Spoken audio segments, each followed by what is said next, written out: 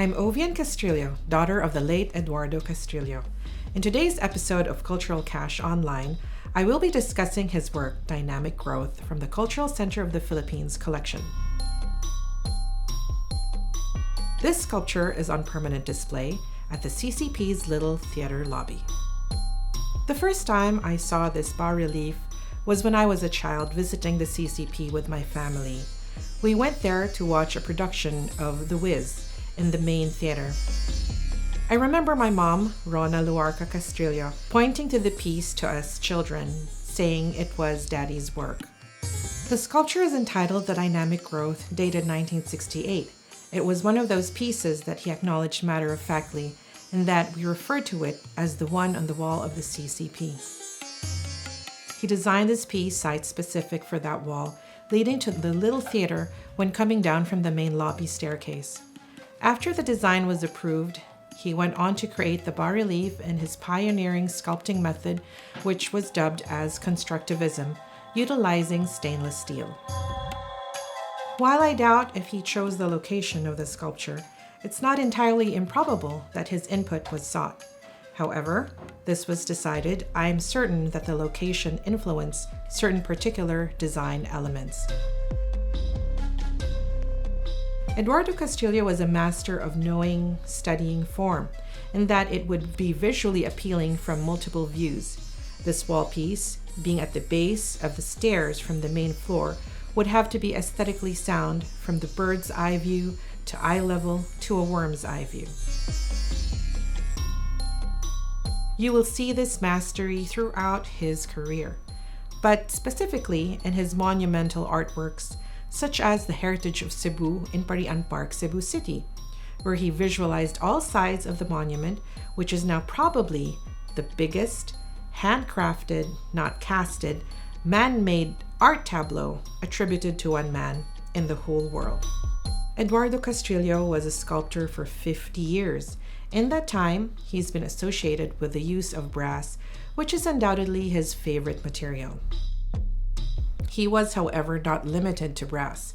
He pioneered on the use of wood, glass, plexiglass, stainless steel, and black iron, and the combination of all these in his work.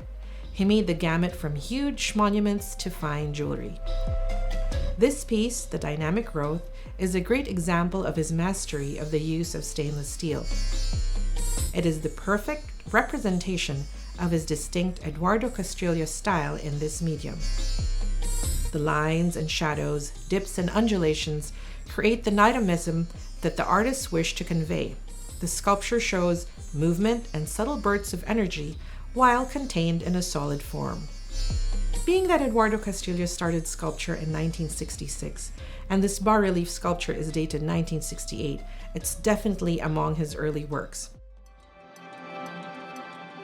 It appears to be the beginning of sorts, since he used stainless steel in many other documented pieces within a 5-year period, one called Solid Islands, which is one of the pieces included in the 1974's core collection from the Philippine Center in New York. Another was an in-the-round sculpture entitled Clash, which was a part of the Philippine entry to the Paris Biennial in 1971. Before my father was a sculptor, he was an illustrator and a jeweler. Like his father, my lolo, Santiago Castrillo. My dad was very gifted in presenting his ideas in 2 dimensions. First, he drew his designs. Designing first is usually undertaken for artwork that is commissioned. He'll sometimes do designs for uncommissioned work only if he needs to aid his craftsmen on the direction or for delegation. His other process is simply going at it, wherein he cuts and bends materials to satisfy the concepts in his head. The process of cut and weld sculpture was organically invented by him in the Philippines. You have to remember that this was a different time. There was no internet. My father did not study abroad. He was not a scholar who simply brought back styles and art trends from New York. He was a regular guy from Santa Ana, Manila. His creations and techniques were organic, formed in his head. The late 60s was the beginning of his career. It could be said that everything he did was a highlight. He had solo shows at the Hilton Art Center and the Luz Gallery. He received the 13 Artists Award from the Cultural Center of the Philippines in 1970. He created the Redemption and the Pietà for the Loyola Group of Companies. He was a Republic Cultural Heritage Awardee, as well as a 10 Outstanding Young Men and Araw ng Maynila awardee, all in 1971. He was only 29 years old. Eduardo Castrillo was only 26 in 1968, and yet he was selected to be among the artistic giants who were his seniors. Of all the young and promising artists of that time, Eduardo Castrillo was the only one. Today, more young people are discovering his work, mostly because of the numerous public art he had made, like the People Power Monument.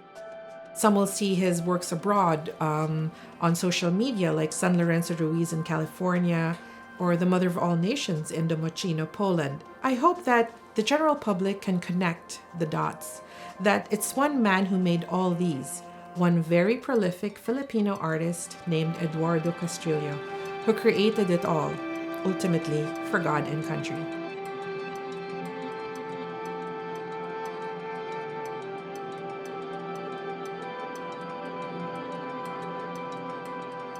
Thank you for joining me in this episode of Cultural Cash Online.